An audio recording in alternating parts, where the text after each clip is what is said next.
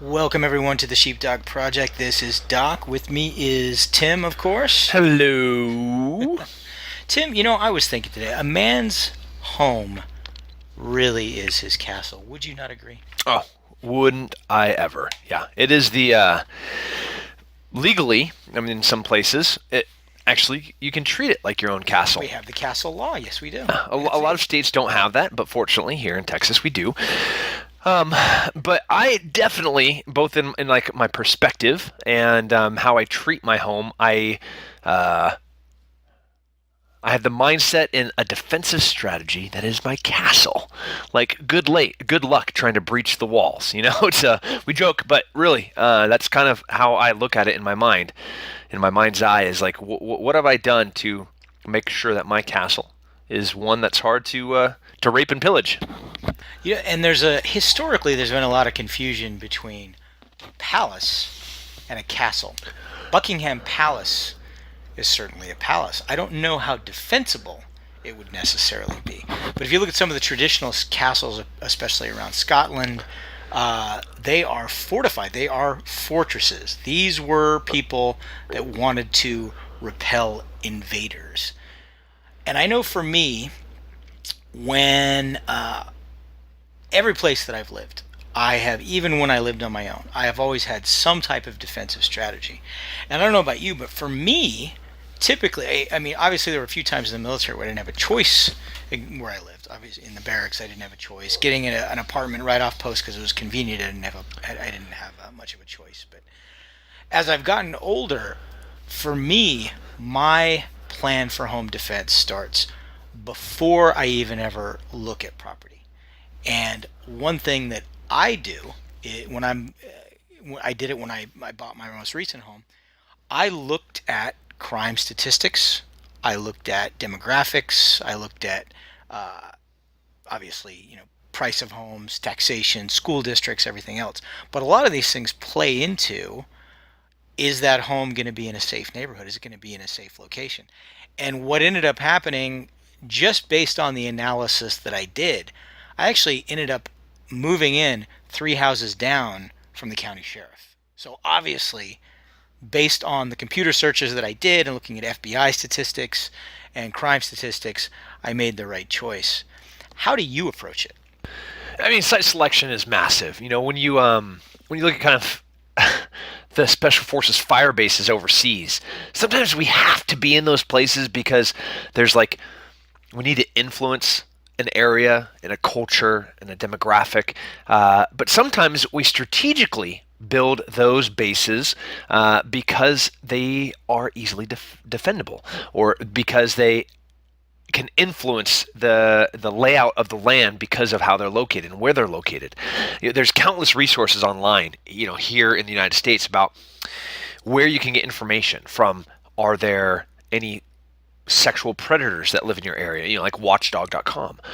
You can pull up crime statistics, like how many crimes occur in a given zip code and where those, you get little dots, like an orange dot is a burglary, a red dot is an assault, a purple dot is a rape. And then you can like zoom in and zoom out and you can see where those are grouped together. You don't want to be in those areas. Let me give you a clue. There's a long-standing theory that it's called the broken window theory. And that's in the given area, if there is a broken window and it does not get repaired, there is an increased chance that another window will be broken, and that is a metaphor for the amount of crime that's going to happen in that area. The more broken windows there are, the more crime will occur. It's like how well the houses are kept up, what kind of people go there. There is definitely a correlation between the quality of schools and the crime in a given area. So if you live in a nice area of town, the schools are really good, there's not going to be a lot of crime, but the crime that does occur there is often kind of transient, as in the people are going to come and target that specific area because of the people that live there and the socioeconomic bracket of the people that live in that area. So don't think that just because you live in a nice area of town, and you have like a bunch of other whitewashed people that drive your crappy minivans to and from soccer practice, that you are safe, because that is not the case.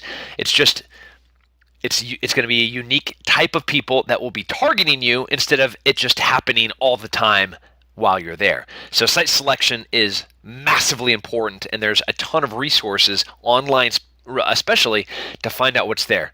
How about this? Talk to the local cops. Go. There's subsections. A given police department has police officers or sheriffs or deputies, or even in Louisiana, like parishes, that patrol specific areas. Walk into that annex and talk to the police there. Ask, hey, can I talk to the on-shift supervisor? Can I talk to a sergeant? And be like, hey, man, I'm looking at moving in here. Very, very, very few people do that. They talk to the realtor, and of course the realtor's like, oh, this is the best area of town. Of course you should move here. No, they just want 2 or 3% of your money when you buy, and they can go on to the next person and give them the exact same line. So site selection is key. Pick it strategically. It is important. And then kind of we move into the structure itself. So one, where is that house going to be? That's important. Now the next thing is, what does that house look like? You don't always get to choose that. And sometimes you have to make the best of what you got. But I think and for me, as my first job in the military was an infantryman, and something that was pounded into our head was always improve your fighting position, and that applied. That was a metaphor that went to everything in life. Just always improve your fighting position. Your fighting position might be yourself, or it might be the little foxhole that you're digging that you're going to be sleeping out of. But you're always supposed to be improving it. You're always supposed to be digging that trench a little bit deeper. You're always supposed to be barricading your fighting position just a little bit more protected, so that you have thicker, harder things to penetrate.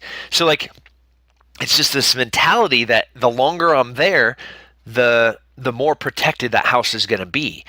I don't think anybody does that. Pretty much you're like, I got my house, maybe I'll do a couple of things, I'll install a security system, and boom, I'm good to go. But that is not always improving. Always. That is nonstop. Pretty much everybody now, if they get the security system and they get the sign out front, that most of them, I think, would honestly settle for the sign. Just having the sign in the front yard that says this house protected by X is really, in their opinion, all the deterrent that they need. But I'll tell you right away, something that bothered me about the house that I currently live in when I moved in there, and I did exactly what you're talking about. I improved my fighting position as I went on, is there was a terrible back door. There was a back door that had a full-length pane of glass in it, not a sliding door. I mean, it was a regular door, but it literally had that if you shattered it out, I mean, you could step all the way through it. And to me, that was totally unacceptable. That was a security risk. That's something that somebody could easily break and easily walk through. How many people bother to look at their front door? And there might be, you might have the front door that has the frosted glass, so you can see a shape through it, but not necessarily see a person, or even adjoining windows. How many people bother to look and see if somebody were to break that glass?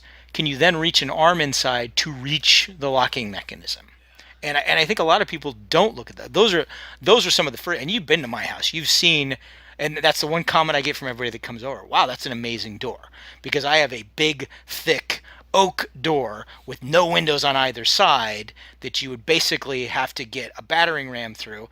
And you couldn't get a running start at it anyway because of the way you'd have to weave to get up to my front porch. And I think people don't look at things that simply. A key fundamental basic approach to security is standoff. Standoff is where you can engage or identify an enemy sooner than they can identify or engage you. So for security, you want every single advantage. When we're talking about structural security in this defensive plan, when we see defensive plan, what are we protecting ourselves against? Are we looking at home invaders? Are we looking at burglars? Are we looking at terrorists? You're like, well, yeah, maybe all of the above. So what are some things that we should be doing with with your own home, and things that I've done with my home, you've done with your home?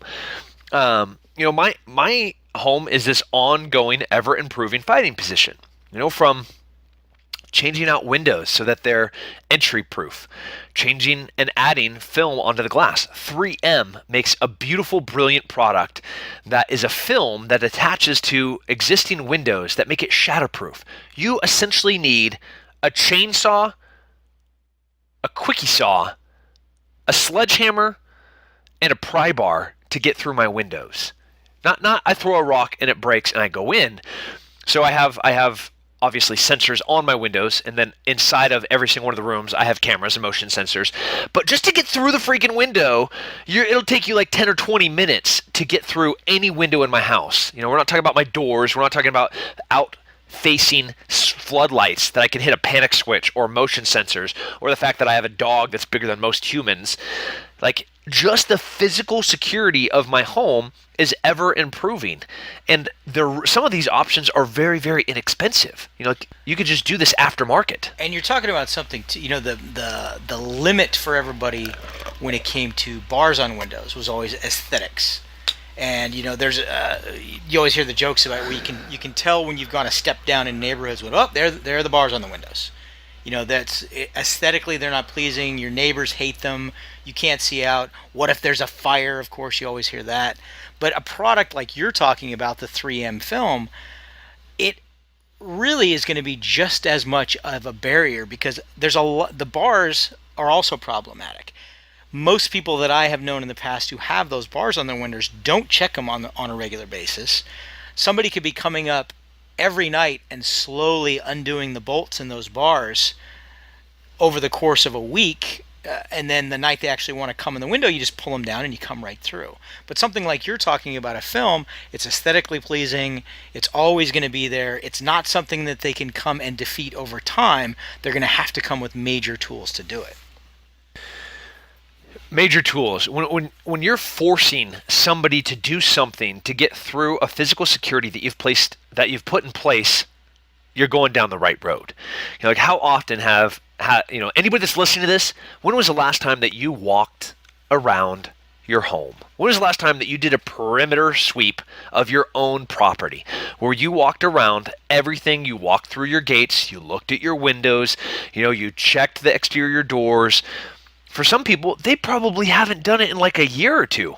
Last time they did it was when the meter guy couldn't access the meter, or they were thinking about getting their house painted, and that was like 4 years ago, and they had somebody come give them a quote. That's crazy to me. I check the exterior of my home all the time. So besides windows and exterior doors, both are crazy, valuable additions that you can make. My door looks like the door to a castle.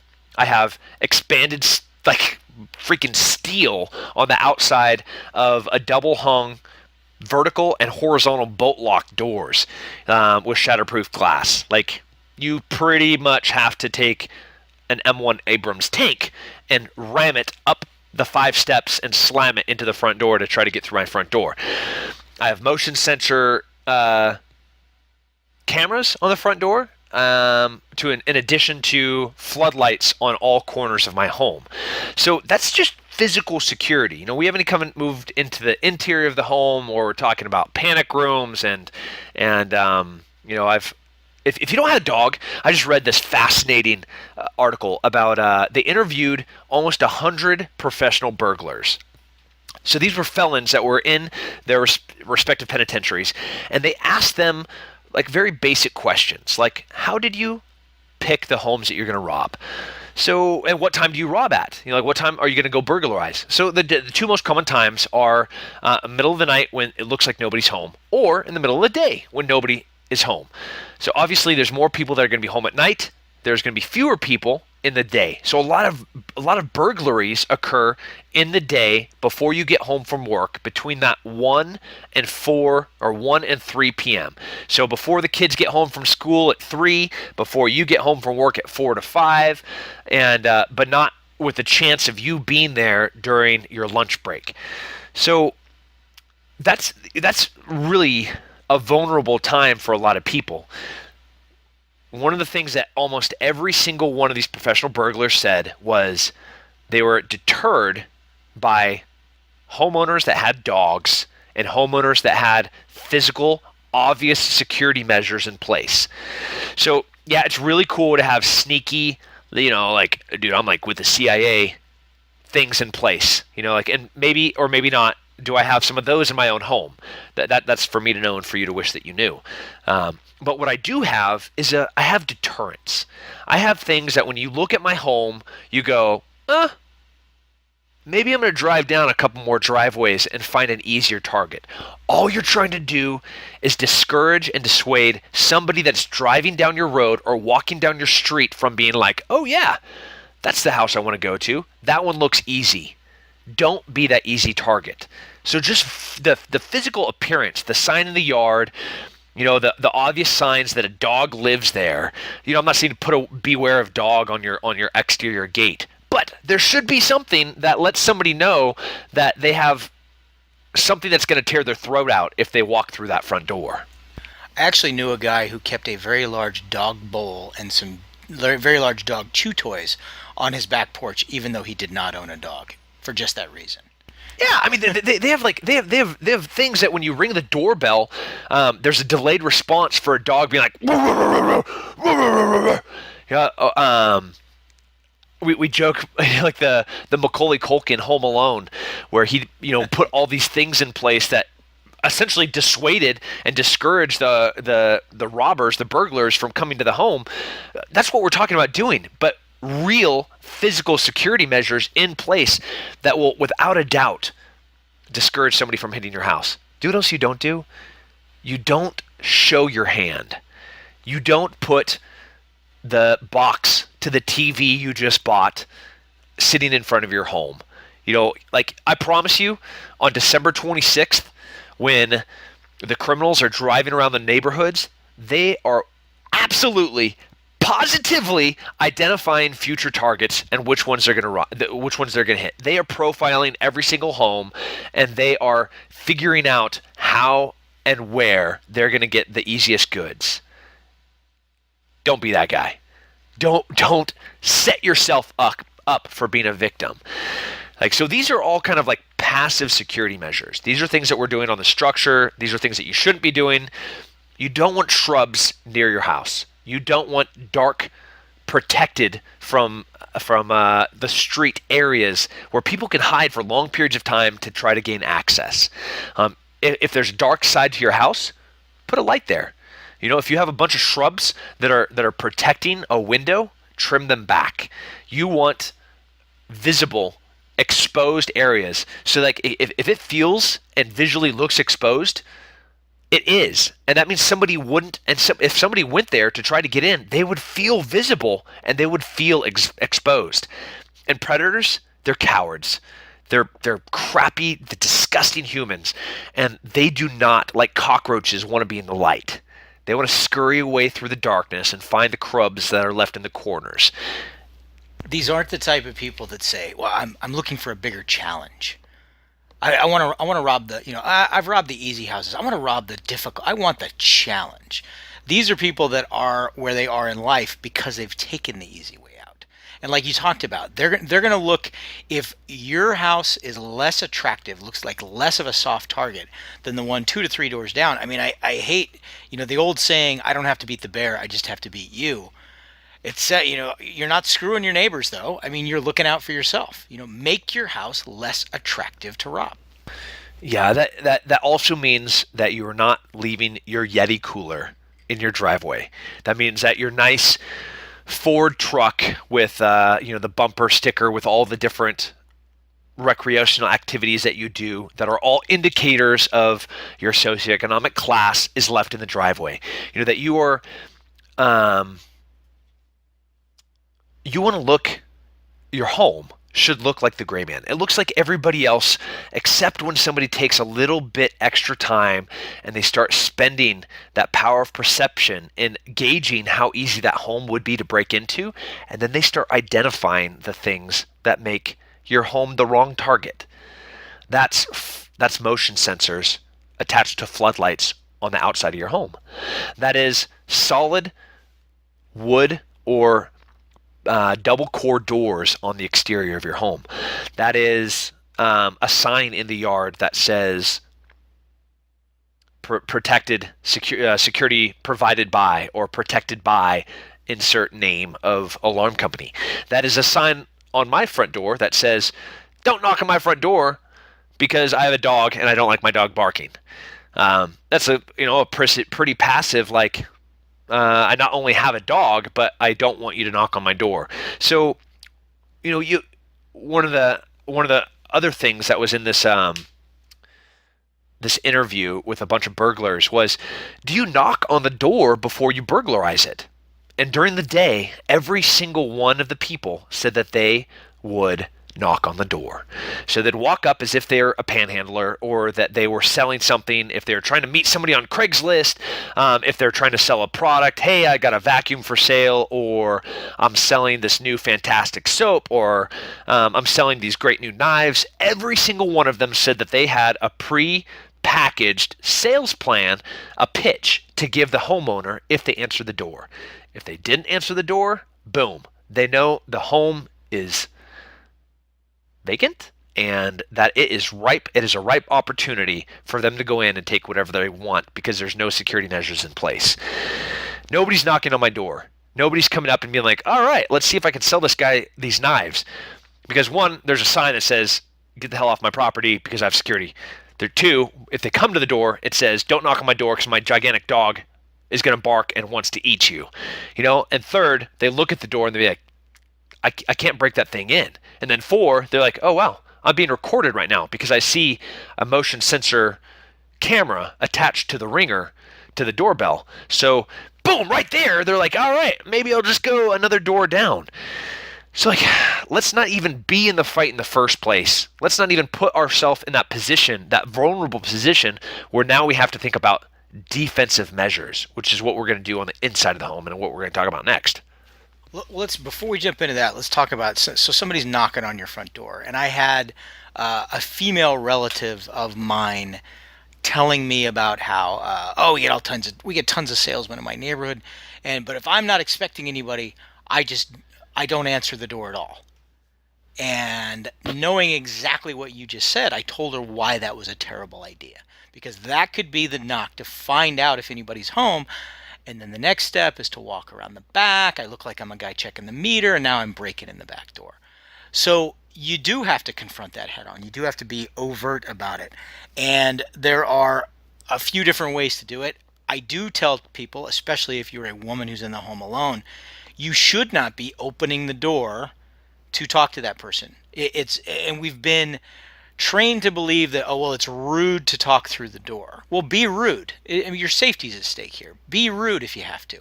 Talk through the door. Shout, who is it, through the door. And if you don't like the way the story sounds, say, no, I'm sorry, we don't want any, or whatever it might be. There's a ton of devices out there. I have one on my front door. I know you have one on your front door as well, where you can see somebody in real time and you can communicate with them through that device. See who they are, see if they appear to be who they say they appear to be, if they're wearing a UPS uniform or not. You can ask them to just leave the package there. The one thing you absolutely don't want to do, in my opinion, is crack the door open, whether you have a chain on it or not. I think people totally put way too much stock in that little chain like you see on in the apartment complexes. Those are incredibly easy to just break right through. Yeah, I think it even provide a false sense of security. My wife will never open the front door for someone that she doesn't know. And the way that we're able to tell if we know them or not is because we pull up the external camera pointing out from the front door with a wide angle lens and can see absolutely anything and everybody.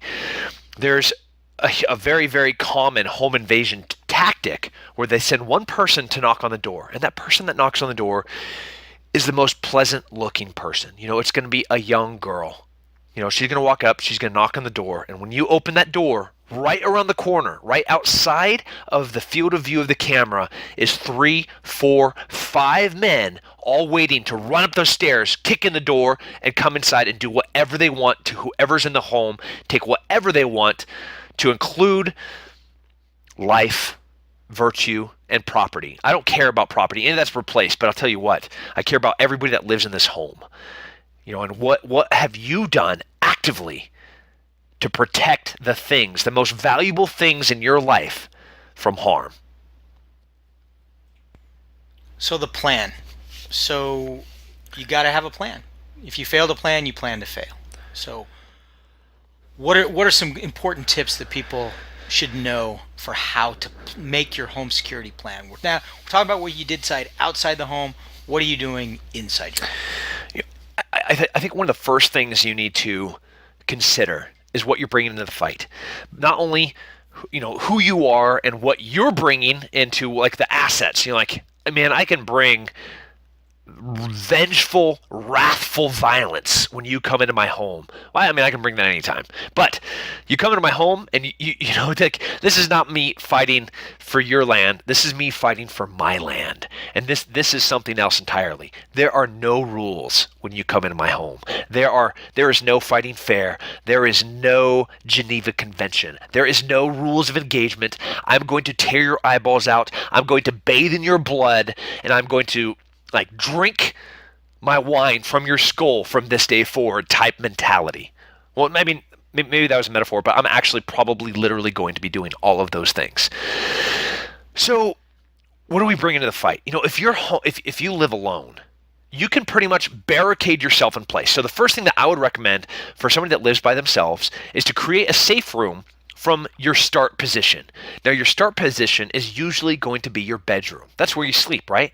So in that bedroom, where is the best place for me to provide a safe, secure area that I can call 911, create a fatal funnel, which is that area of that person has to come through to get to me, and then put something between me and them. You can even create a safe room. This is something that's like aftermarket. It is really easy to do. You can find a walk-in closet. You take out those interior doors. You put exterior doors. You put a couple of extra bolt locks, and you put a safe in there, and that's going to take a long time to get through. I'm not talking like the Jodie Foster, like there's oxygen supply, there's an FM radio, there's a landline. That's not what I'm talking about. While that would all be cool, unless you built your own home, it's unlikely that you plan to have a safe room. But they're very easily converted. It can even be the master bathroom. You just change the door out. You make sure that any glass that's facing out is shatterproof and entry-proof, or you use that walk-in closet. And all you're doing is buying yourself time. If you don't own a gun and you're serious about home security, there's no way to think about this. Like, what are you going to be? What security? What standoff? What measures are you going to be able to do to buy you time for the police to get there? Like if somebody comes through that door, or you hear that glass shatter at 2 a.m., what can you do to stop them?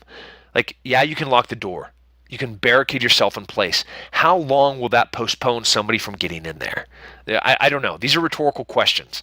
I'll tell you what, without my family here, if I was just in my room, I'm not talking about going hunting through my home, just in my room, it would take a really long time to get through the exterior door of my master bedroom. Then from the master bedroom into the master bath, which also has an exterior door. And then through the master bath door into the walk-in closet, which now has expanded steel along the walls on the inside of the drywall with another pre-positioned cell phone and a biometric safe. So I have triple layers of defensive measures in place for me just to go into, so I can dial 911 and chillax for a minute. You open and if you get through those 2-3 doors to where I'm just chilling, then you're looking essentially at double-aught buck in a semi-automatic Benelli M4. That's going to be a pretty rough day for you. That is just me by myself. The big consideration here, the other option is you're not home alone. For me, I have my wife. I have my kids. I have guests at my home a lot of times. Sometimes it's a mother-in-law that's not in great health. I'm not going to be hanging out in my safe room while there is a predator moving through my home where my kids are. Now I'm going to be actively hunting whatever just came into my home. I think an important part about that when you talk about when it's not just you, and I've done this, and I know that you have as well. We talked about what your start point is, and that's fine when you're alone. And typically, yes, it's going to be your master bedroom, and it's going to be at night. During the day, it can be a different story. With multiple people in the home, it can be a different story, which is why and I know you do this as well, I have firearms in different points in the home. There's two different workout of offices in my home. I'm in one, my wife's in another. There are firearms located in places that we know about that are easily locatable no matter where in the house that we might be. If my kids are in the home, where are they going to be? And you have to have a plan that everyone, it can't just be you. It can't be you are the Lone Ranger, you're going to pull the, Die Hard 4 scenario and be the one who crawls the air ducts and saves everybody if they don't know the plan as well. And honestly, what age is right that you start briefing kids on the plan? I don't know, but I know that both of my sons know what the plan is, and what that is kind of depends on you, depends on your level of comfort, depends on what the other people in your house are capable of.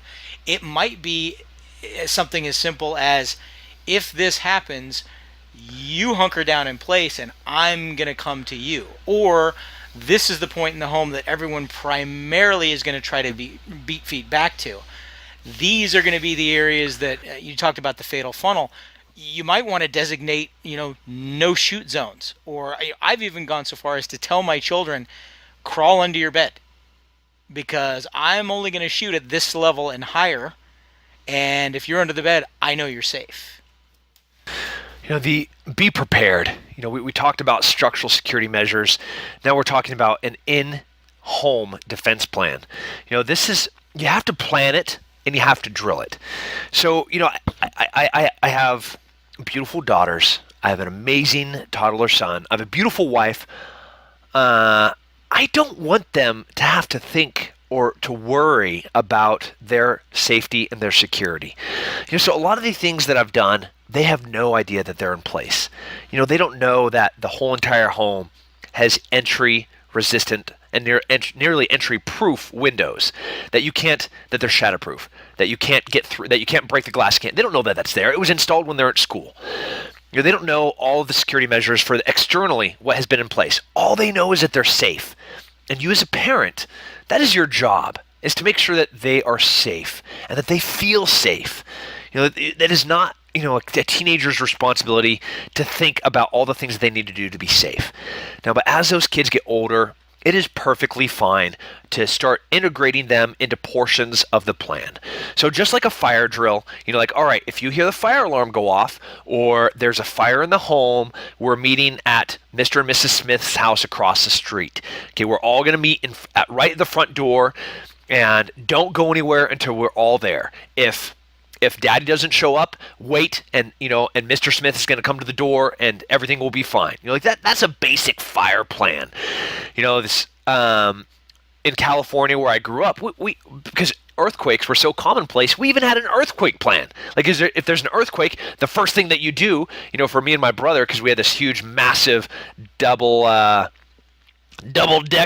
bunk bed that was made of 4x4s.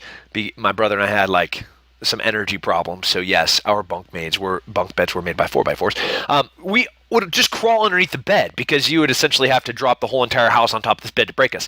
And then from there, after the earthquake, once everything had stopped, we had to count to 60. And then these are just really basic, simple plans. It's the exact same with the home invasion plan.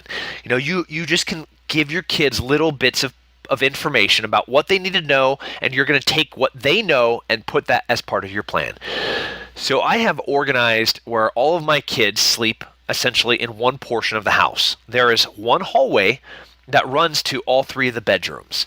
And the entrance to that hallway, that is the fatal funnel. That is my drop dead point. Anything that has come through the house, when I hear that glass break at 2 a.m., I am going to the entrance of that hallway. Everything behind me is safe, because that's family. And anything that comes through the house in any direction that tries to come past me is going to die right then and there. And it's just going to drown in its own blood with, thousands of grains of lead, steel, and copper flying at them at thousands of feet per second. This is, and every home is going to have a different plan, but it's something that you have to think about. It's something that you have to strategically create, and then you have to rehearse it. Plan it, build it, rehearse it. You got to do it. What age were your kids when you first took them to the range? I mean, before 2. Just today, I was at the range with my 2-year-old, and I was shooting Texas Star, and I was doing a speed tree with Shane. So we were racing back and forth. He had his little kid ear pro on, and he was playing them in the back about maybe 50 to 100 meters behind us. So even though we were shooting steel a good distance behind us, and after I'd shoot the Texas Star or I'd shoot the tree, I could hear his little boy be like, "Yay, Daddy!" and clapping. This is my freaking 2-year-old. For me, with my dad, man, it was probably the same. The first time I went hunting, I bet I was 4 or 5 years old. The first time I was at the range, watching my dad qualify at the it was at the sheriff's department, because he was a county guy at the time. He moved from different departments. I mean, at the very beginning of the memory that I can recall was being at the shooting range watching my dad qualify. So I'm guessing 4. Yeah, I think for some people it might be a little bit more challenging if they're coming into the sheepdog lifestyle a little bit later, and if it's new to them, and then introducing it to their family.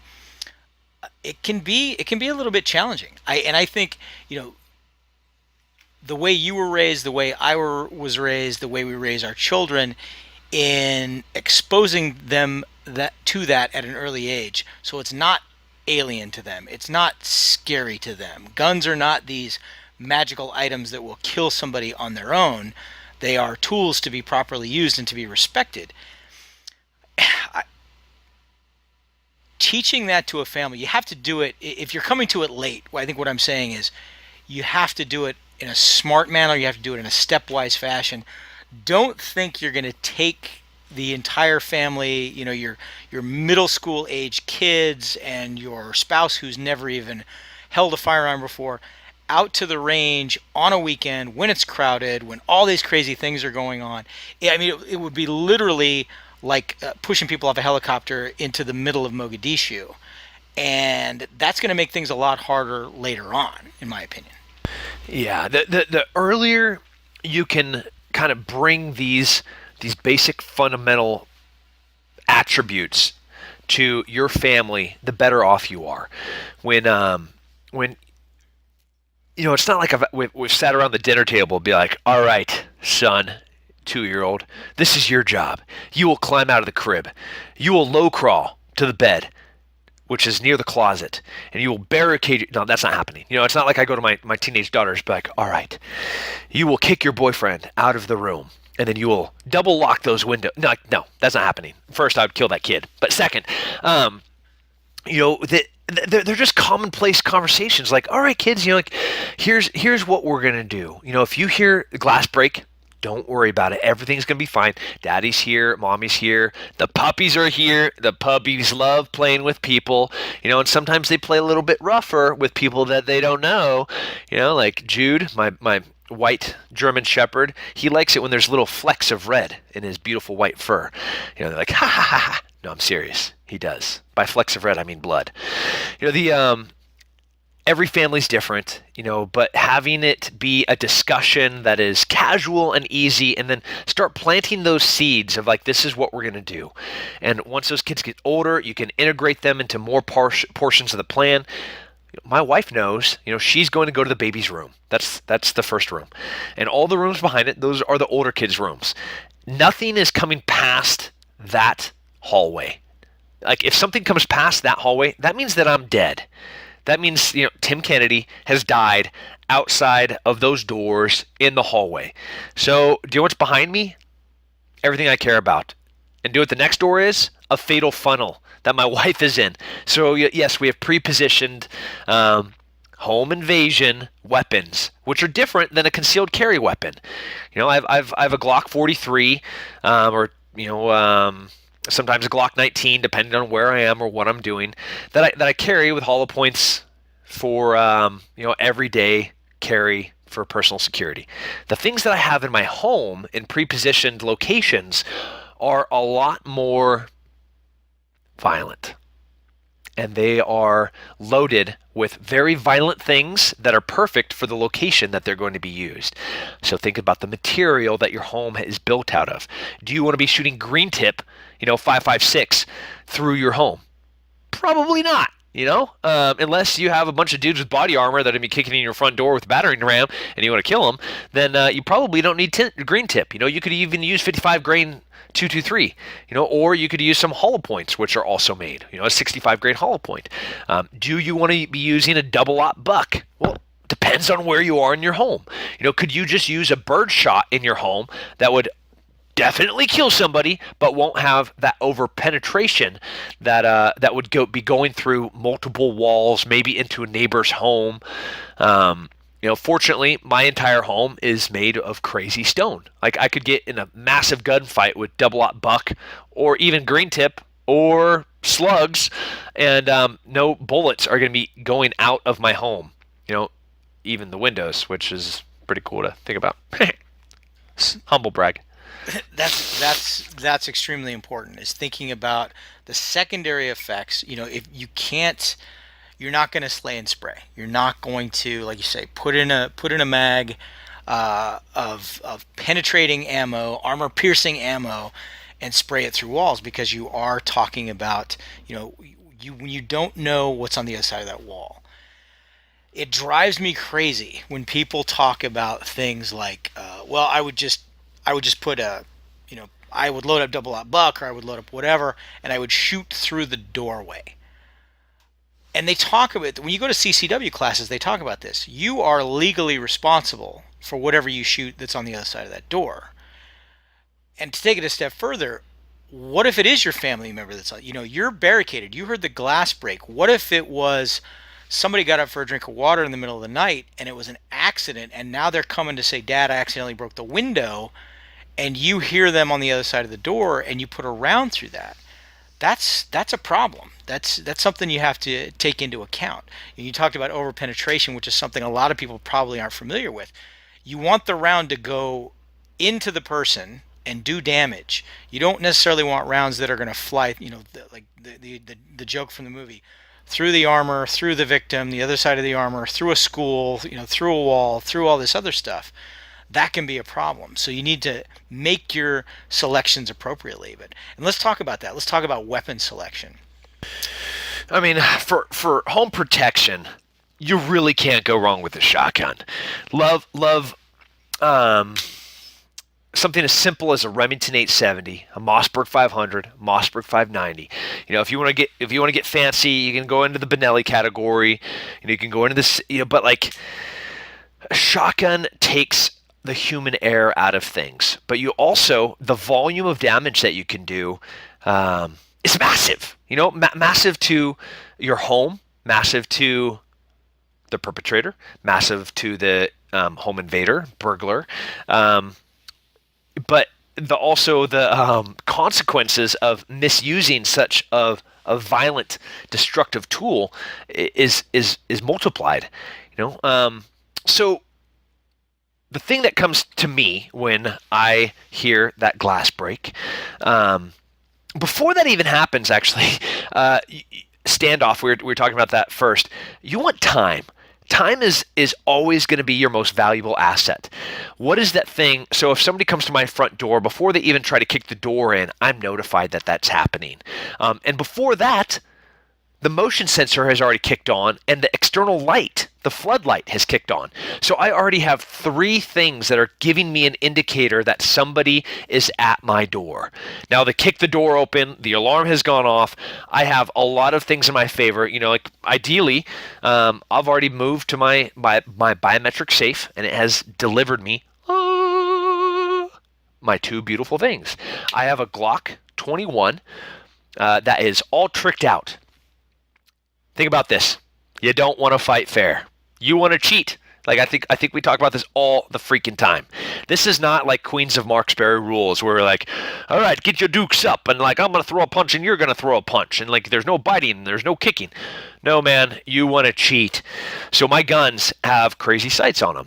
I have mag wells on them. I have extended magazines in them. I have trick triggers on them. I have bigger exaggerated slide releases.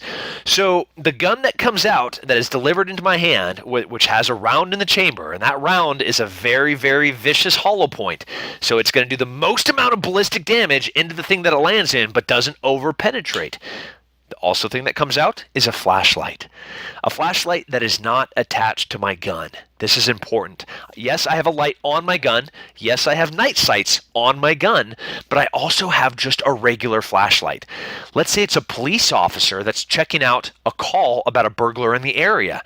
And then I want to see who that person is, so I put my flashlight on them, and that flashlight is attached to my gun. If I was the cop, I would shoot you.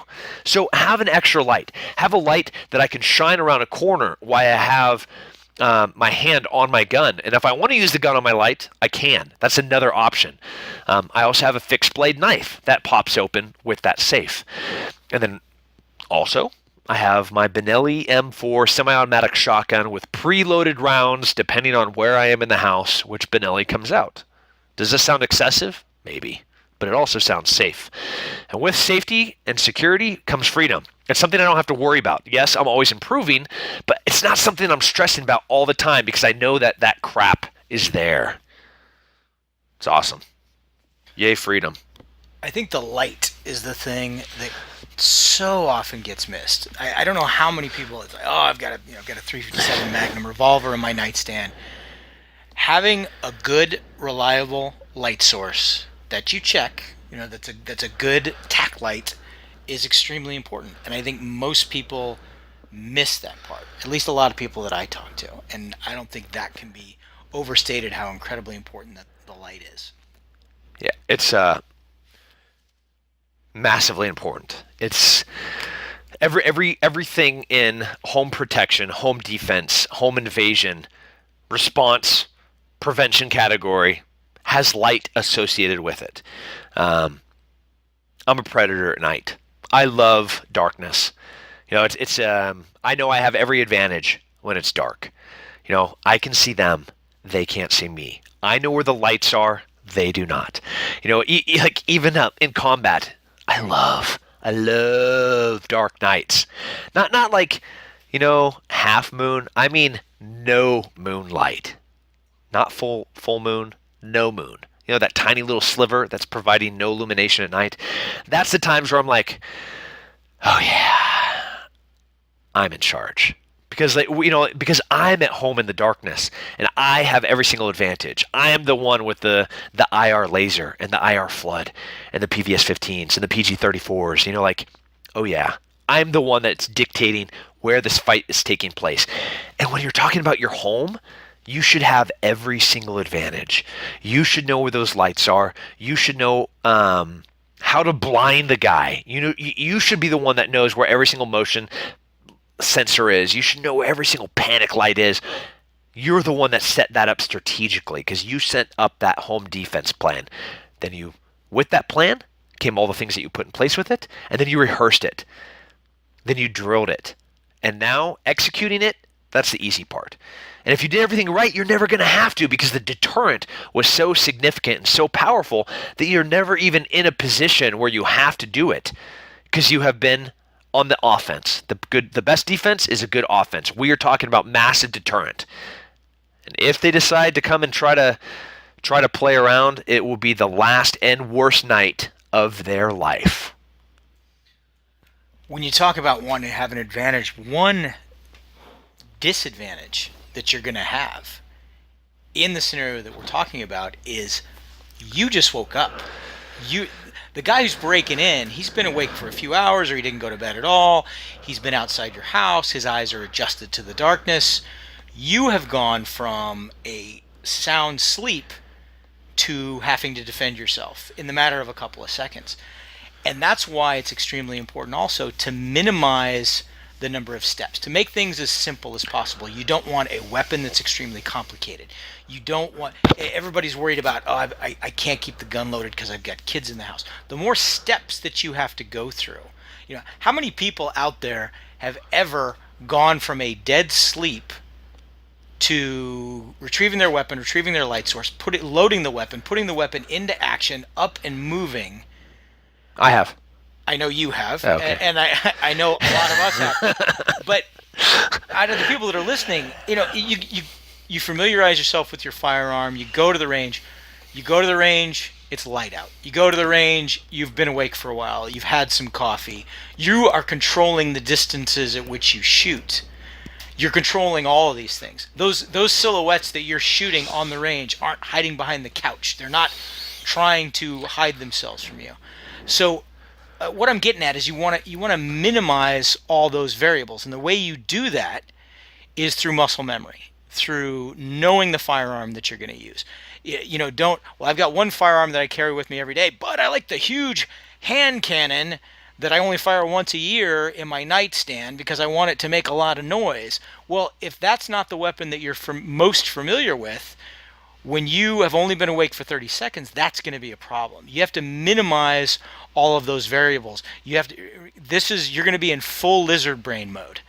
So you are going to retreat to you're going to be the lowest common denominator of yourself at that point, and you really need to minimize all those variables as much as possible. Yeah, I think when people ask me, how quick should they be able to get to their gun, and what should that gun be, I say that there should be 3 things preventing from you to getting to a loaded firearm from dead sleep. So once you wake up, I essentially have to get out of bed. Once I get out of bed, I have to open a safe. Once that safe opens, which is a biometric safe, then I have access to my firearm, which is loaded and ready to rock and roll. It's in the configuration that is ideal for home defense. I don't want to be racking a slide. I don't want to be chambering around. I don't want to be taking that shotgun and being like, chunk, chunk. Hopefully that'll get them out of the house. No, I'm not giving them any advantage. I'm not giving them any audio signals or visual signals about the hell and wrath that is about to be coming towards them. They made the last mistake of their life by thinking that they could come into my home. So first, you want to make sure that your brain is working. For me, it's just a couple of little things. Got to get out of bed, got to get to my safe, got to open my safe, and then once I'm in my safe, my brain's working. I'm going to be ready to rock and roll. And which I've timed. I've timed how long it's take. I've rehearsed it. I've drilled it. I've practiced it. I've practiced it with my wife and with my older kids. It's quick. It's fast. It's deadly. It's nasty. It's how it's supposed to be. It's violent. A good plan executed violently is better than the most perfect plan with every strategic consideration through a matrix and algorithm of possibilities. A plan that is executed violently. You're talking about protecting your wife, children, and property. Maybe their lives. Maybe everything that will happen from that day forward is just going to be decided about not what you do right then, but what you have done from this moment that you're listening to this podcast until then. It's not one decision, it's thousands of little ones. It's what you ate before you went to bed. It's how hard you trained. It's how hard you protected and prepared your home. It's what you changed since you listened to this. It's where you put those lights. It's where you put those guns. It's all of the little things that you're going to do from now until then. Hopefully you've listened to this, you've listened to our words, and you're taking that into consideration, and that you're going to make the adjustments accordingly. So when that moment comes, when you're fighting for your life, you are prepared and trained for that moment. Because when the glass breaks at 2 a.m., coulda, woulda, shoulda, none of it's going to matter. You're going to do what you're going to do. And if you're listening to this and you're doing that honest assessment of your home, And I hope this puts a little bit of fear in you. It maybe makes you think of some things that you can go do today and a plan that for you can do down the road to get your home ready, to get your family ready, to get yourself ready in case that does happen. God forbid, in case that does happen. Last word? Violence of action. Violence of action. Take your plan, drill it, and rehearse it. Let that plan have all of the new contributions that you're going to make to your fighting position. You're going to improve everything about your home. You're going to look at every single window. You're going to look at every single door. You're going to look at every single light. You're going to consider where that safe's going to be. You're going to consider where your kids are going to sleep. You're going to consider what kind of dog you're going to buy. And you're going to plan accordingly. And then you're going to rehearse it. You're going to drill it. And if that moment ever comes, you will execute your plan brilliantly, but you will execute it violently.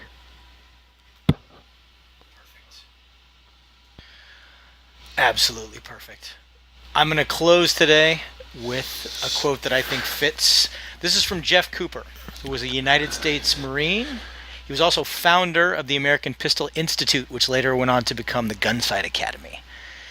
And he once said, "Safety is something that happens between your ears, not something you hold in your hand." Important to remember, everybody. Remember that. Be ready.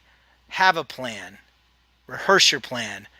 God forbid you ever have to execute that plan, but if you do, do so, as Tim said, violently. Until next time, be a sheepdog.